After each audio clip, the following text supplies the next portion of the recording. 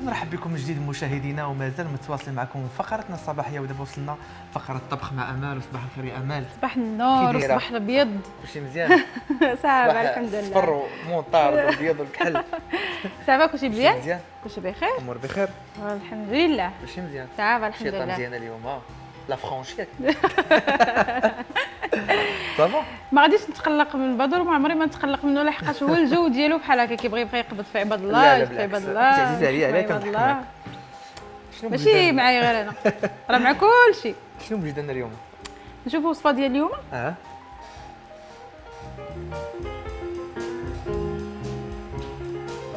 مشاهدينا اختاريت لكم اليوم وصفه سهله وسريعه اللي هي البايلا. غادي نقدمها لكم على طريقه سهله. كنحتاجوا في المقادير الصدف السمك الابيض، صدر ديال الدجاج، الكروفات، الروز، الجلبانه، الصوص ديال المطيشه، القزبر، المعدنوس، ورقه سيدنا موسى، الثومه، البزار، الملحه، زيت المائده، الكركم اللي هو الخرقوم، الزنجبيل والسكنجبير، الزعفران، مرق الدجاج او السمك. البايلا اليوم البايلا اليوم غادي نقدمها طريقه سهله وسريعه. البايلا يعني اللي كيسمع البايلا كيتخلع ياك. كيقول البايلا يعني فيها اصلا البايلا راه فيها الخدمه. ملي كيشوف المقادير كيقول واو هاد المقادير كيفاش ندير الدجاج مع الحوت مع كيفاش خاصني ندير الحوت هو الاولاني، كيفاش خاصني نطيب هي كتمشي طابي طاب بصح دابا شويه بشويه. حيت الحوت مثلا بحال الكروفيت كيطيب دغيا. انا جربتها درتها الطريقه هذه وجربتها عجبتني. كنتمنى ان المشاهدين حتى هما يطبقوها وتنال اعجابهم ان شاء الله. كنبداو بالزيت المائده، غادي نضيف عليها شويه ديال الزيت العود باش غادي غنبداو بالبصله.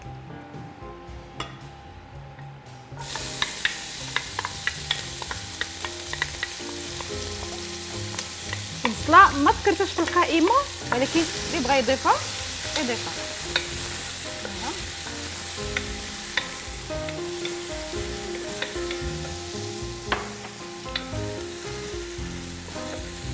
كنخليو البصله تحمر ليا. يمكن لك بدر تبدا تحرك ليا في البصله باش ما نخليوهاش تحرق. غادي ناخذ انا نقطع الدجاج. خديت الصدر ديال الدجاج. الصدر ديال الدجاج هو اللي كيصلح البايلا. هو اللي غادي يلق البايلا لانه كيبقى شاد شويه.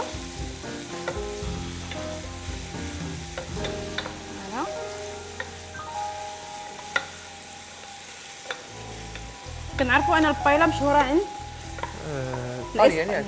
لا الاسبان ماشي الطليان. لا ماشي الطليان. الطليان حتى هما كيديروها. لا البايلا لا ما نتفقش معاك هذه امل. لا الطليان حتى هما. صافي سيدي خليها طاليان واسبانيا. بايلا ايطاليانو ماشي بايلا اسبانيولا ياك. صافي خويا قالها بدر. لا بصراحه الطليان. بصراحه الطليان. لا الطليان معروفين بالمكرونه والسباغيتي والبيتزا. البايلا هذا سبليونيه بايلا. وحنا اللي يعني تطورات كثر في المغرب طورناها حنا. عجبنا فيها. دايره اختي كوثر بايلا اليوم. هذا كتعجبها كوثر البايلا قالت لك؟ كتعجبها. غنديروا البايلا ولكن كوثر غنزيدوا الملحه بزاف. لا غادي نخليوك تاكلي.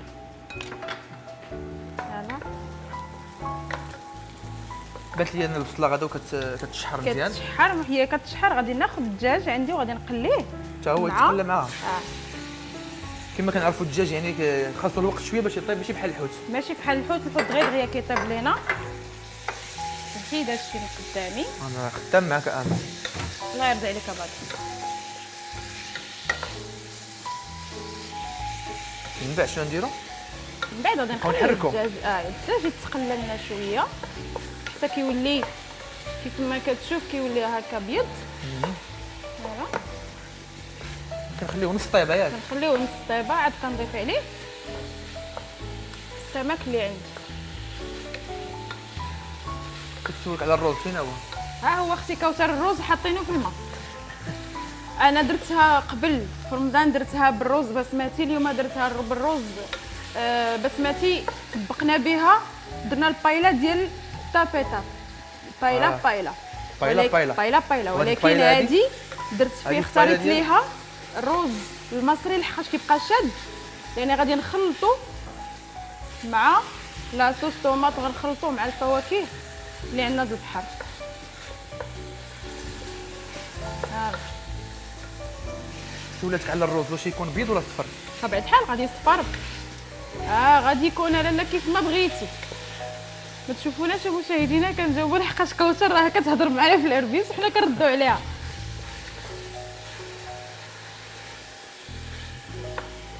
فوالا باش غنبداو دابا؟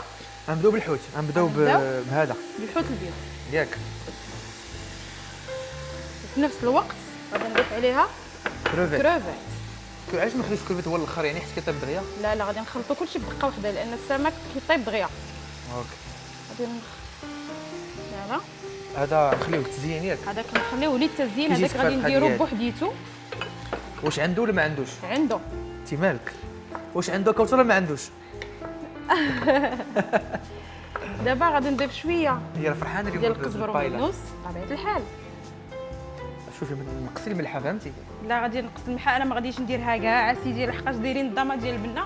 مشاهدينا البايله كتحتاج ان الكروفيت اللي عندنا كنطيبوه بوحديتو باش المرق ديالو هو اللي كنطيبوا به الروز وكنطيبوا به الباقي ديال البايله. اوكي. ما عندكم الكروفيت كيف ما درت انا اللي هو قلت لكم على طريقه سهله. كتاخذوا ضامه البنه ديال الحوت هي اللي كتذوبوها في الماء وكتستعملوها. يعني نقدروا نضيفوا الملحه؟ نقدروا نضيفوا الملحه ليها؟ لا لان كيكون مالح. والحوت كيكون مالح حتى هو ياك؟ كيكون مالح. هادشي كيشهي. الله غادي نبدا ندير واحد ضريس ديال الثومه وغادي نضيف هنا راس معلقه ديال السكنجبير، عندنا معلقه ديال الخرقوم صغيره، راس معلقه ديال القزبر مطحون حتى هو، راس معلقه ديال الكمون. قالت لك كوثر واش عندك الحامض؟ كاين الحامض. غادي نضيف راس معلقه ديال الابزار.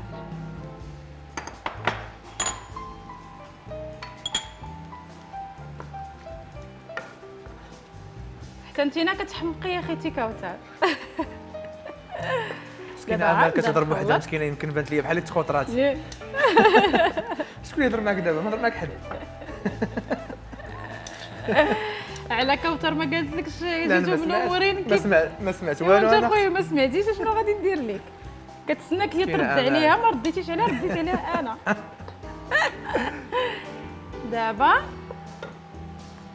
غادي نشدو المرق ديالنا، غادي نجيب وحدانه المرق، غادي نضيف الصدف اللي عندي اللي كنقولوا له حنا شنو هو بوزروق. هذا بوزروق ديالنا كنعرفوه بشحال هادي. مسكين جا عندنا اليوم ضيف. هذا عرفتي باش لقيته هنا هجمت عليه هجوم مضاد. اواه حنا عندنا في المغرب متوفر عند البحر كتلقى. لا حنا كتكوني كتساري مثلا في جهه الكورنيش، هذا بلا دوموند تلقايه كيتباع. جابوه لنا بلا دوموند. حنا في المغرب كيتباع عندنا منقي واجد، كتشديه كتغسليه وكديريه. حنا وليدات الرباط ملي كتكون غادي في خلي ليا وليدات الرباط عندها رهوره ما كتلقاوش مستفين تماك واحد مر واحد وكيبيعوا. جيت الواد بورك داك حتى هو ها 10 دراهم الكيلو. كوثر شاريه. كيعجبك بوزروق كوثر؟ الله يخليها لك. الله يخليها لك. كيعجب خالتي قالت لك بوزروق. الله يخليها لها ويخلي لك ماما ويخلي لي ماما. امين. دابا من بعد شنو نديرو؟ كلشي عندي كنخلطو. نخلط كلشي باش حتى بوزروق ندخلو داك الاقامه. وغادي خاصو تدخلوا الاقامه حتى هو ياك؟ حتى هو خاصو تدخلوا الاقامه. غادي نشد دابا لاصوص هي اللي غادي نضيفها من الفوق مع ورقه سيدنا موسى من الفوق. فوالا. شحال تقريبا ديال كامله ولا غير؟ لا ماشي كامله، يعني تقريبا عندي زلافه متوسطه ديال لاصوص طوماط. هذه اللمسه ديال امال لاصوص طوماط ياك؟ لاصوص طوماط ضروري منها تدار في البايله. يو ورق سيدنا موسى تا هو ياك؟ وشنو اخر امل؟ غادي نخلي نضيف دابا المرق ديالي اللي دايره فيه انا ضمط البنه والزعفران. اوكي كنشوفوا اللون ديالو تبدل ياك؟ اللون الزعفران كاس تقريبا. غادي نخلي هذا الشيء غلا. عيني ميزاني ملي غادي نشوف الماء وكحليه غادي نضيف المرق.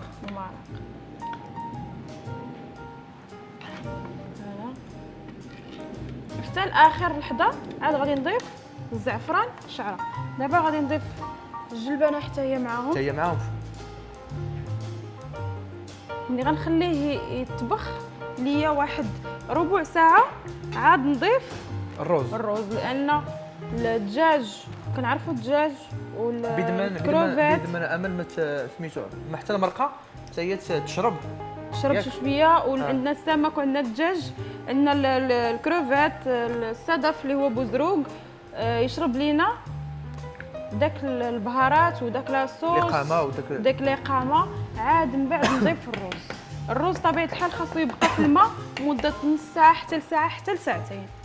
الا بغيتو يطيب ليا بالزربه نخليه ساعتين في المكان في الماء ديالو. يعني خاصو سميتو كما نقولوا حنا يشرب الماء مزيان باش يسهل في الطياب. لا كنغسلو المره الاولى ونغسلو المره الثانيه ونغسلو المره الثالثه حتى كنصفيو داك الماء اللي غسلنا منه.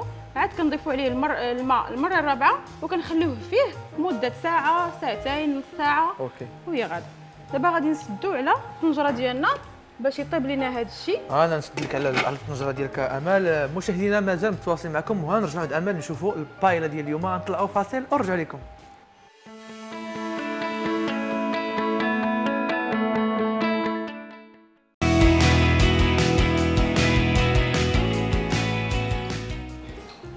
مشاهدينا رجعنا معكم اكيد فقره المطبخ انضميت الامل ومازال كناكل بصحتك وراحتك.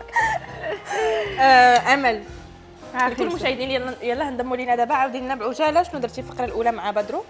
درنا لاله البصله مشلده درناها مع الزيت شويه ديال زيت العود وشويه ديال نحيد عليك الا بغيتي. لا غير خلينا نقادو الصح اللي غادي نقدموه. اوكي المهم راه كوثر ضاقت.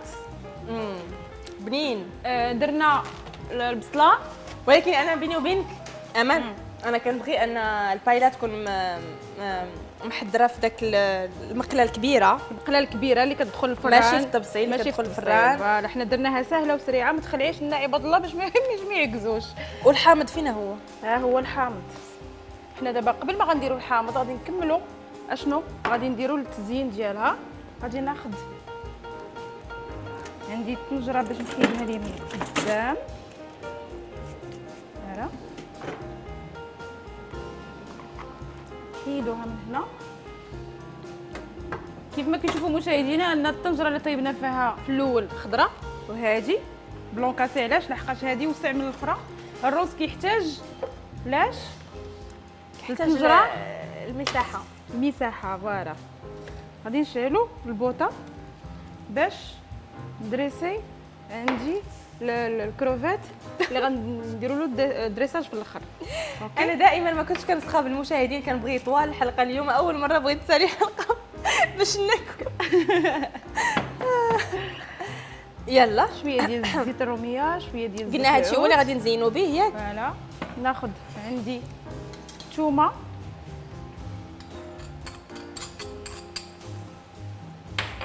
شويه ديال الملحه شويه ديال الزعتر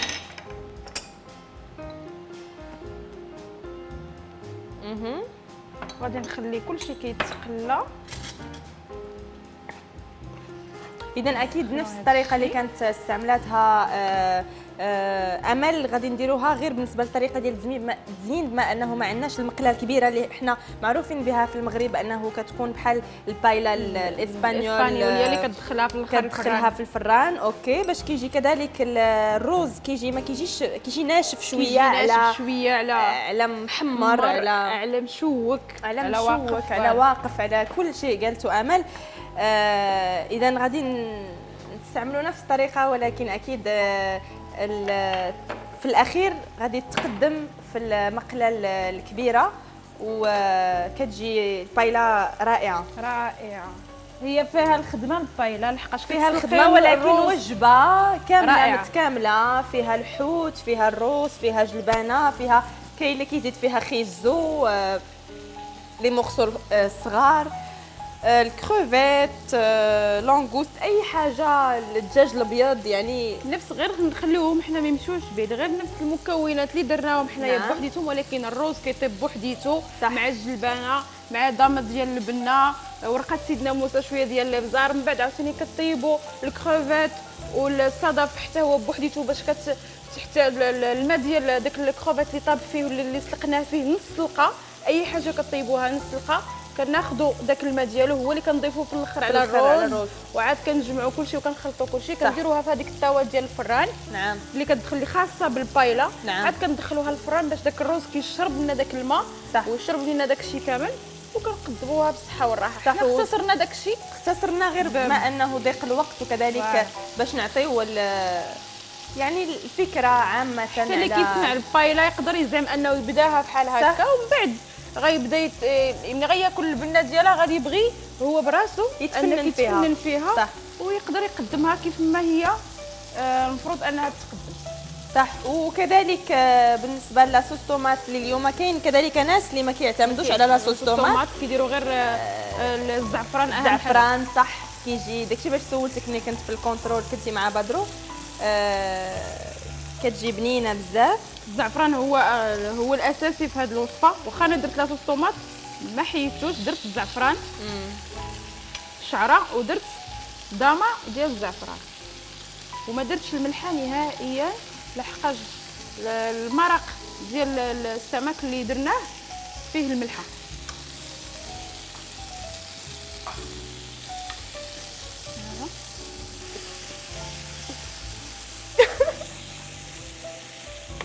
ياك ما كاين باس بلاتي نسمع راه ما دايراش لي ربيس انا ما كنسمعهمش شنو كيقولوا. اوكي فين وصلنا دابا؟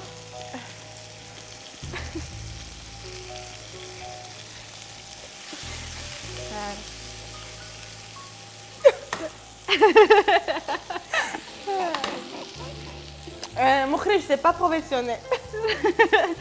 دابا هو عندنا الروز ديالنا عفوا الكروفيت ديالنا وجد غادي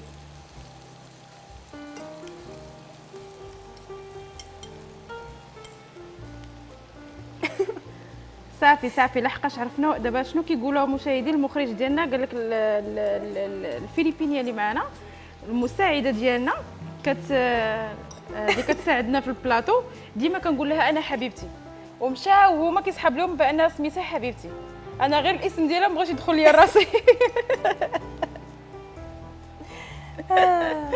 هو تيقني بان راه سميتها حبيبتي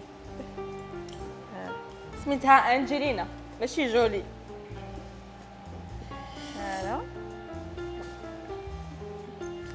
خويو بغيت نحيي كذلك كل يعني الناس اللي كيكونوا متواجدين معنا في البلاطو كيساعدونا سواء في المطبخ سواء في اي حاجه احتاجيناهم بدون ذكر الاسماء بما ان يعني القائمه طويله فتحيه لهم. القائمه ديالهم طويله بحال قلتي الطياره غدير الاقلاع صح بحال الكيباج اللي كيكون من موراها. وكذلك كنظن ان يوم من الايام مخرج عبود بما انك تضحكني خصنا نصوروا الكواليس يعني الميكين اوف ديال البرنامج ديالنا باش نتقاسموا مع المشاهدين ديالنا ليس فقط المباشر ولكن خارج المباشر شنو كيوقع والتحضيرات ديالنا. اوكي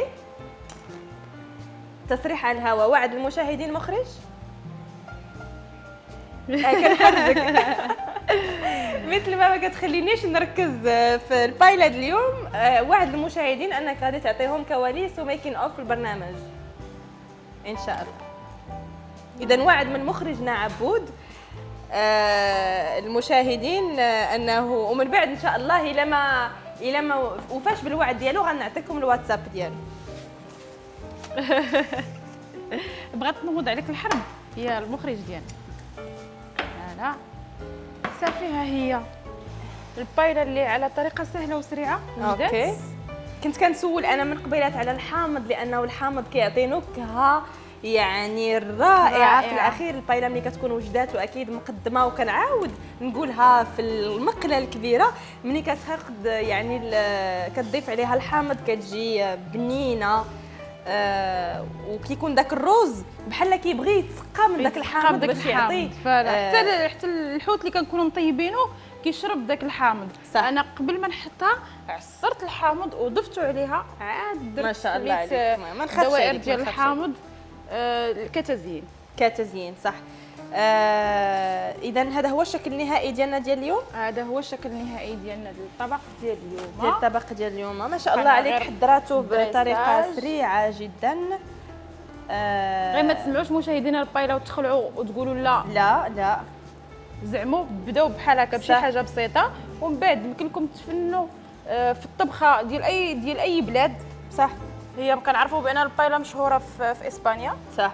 انا غير كنحط رجلي في اسبانيا خصني ناكلها يعني لابد لانه ما شاء الله عليهم كنعرفوا البايله ديالهم. ولكن فين تطورت اكثر؟ تطورت عندنا كذلك حتى حنا المغاربه راه كنعرفوا الشماليين تبارك الله وصل عندي بلادهم فوالا طوروها. ولا جيتي تشوفي غير مثلا الا دخلتي غير اليوتيوب كتلقايها على طرق كثيره عديده ومتنوعه ومتنوعه. صح صح. اذا هذا هو شكل نهائي. اكيد غادي نرجعوا مازال عندك امل باش نشوفوا الدغيساج النهائي قبل ما نختموا حلقه اليوم. ولكن دابا نتوقفوا مشاهدينا الفاصل ونرجعوا نتابعوا باقي فقراتنا. بقاو معنا.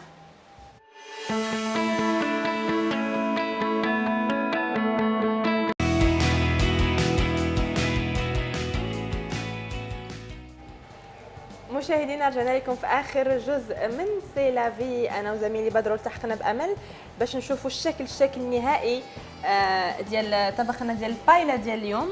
بايلا طريقه سهله وسريعه كذلك. والحاجه اللي ما حالتناش الحظ باننا نقدموها فيها هي المقله. كنقولها وكنعاودها يعني في المقله خاصها تكون في المقله كتجي البايلا المقله تكون في المقله. ولكن كيتنوعوا فيها الناس بزاف. كاين اللي ما كتكونش حنا قدمناها على طريقه سهله وسريعه يعني ماشي ضروري انها لكن ما اننا حنا حالتنا الحظ اننا ناكلوها ألذ هي من انها تكون من البايلا حتى ولو مقدمه في الصحن. اكيد الدقيق كوسه دابا شويه. انا راه كليت صحن قد هكا تبارك الله وصل عندي. دابا هو زعما ما كلاش الصحن الثاني كلاو قال لي تبارك الله وصل عندي زعما ما تيقوش. مشاهدينا والله يعني هي لا كلات الطبسيل ماشي الصحن الطبسيل ديالها كلاتو في الاول وانا زدت حتى شي شويه سالات تبسيلها وجات لعندي كتاكل معايا ساعه انايا.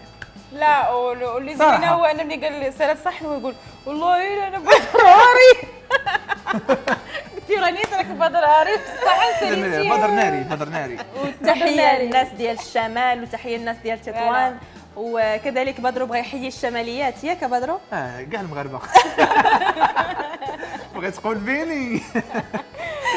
كنشكرك امل على هذا البايلا اللي درتي بطريقه سريعه وطريقه جميله وبنينه بصح بنينه ياك. لا بنينه غزاله. والحامض كتحس انه فيها الحامض يعني بدون انه ما تعسروا فيه. ولكن كذلك ملي كتعسروا راه قلنا انه الرز كيبغي يشرب الحامض. فشكرا لك مشاهدينا. وصلنا لنهايه الحلقه. كنتمنى تكونوا استمتعتوا معنا دوزتوا معنا وقيته زوينه وتعلمتوا تصايبوا البايلا بطريقه سريعه. نشوفكم غدا ان شاء الله. باي.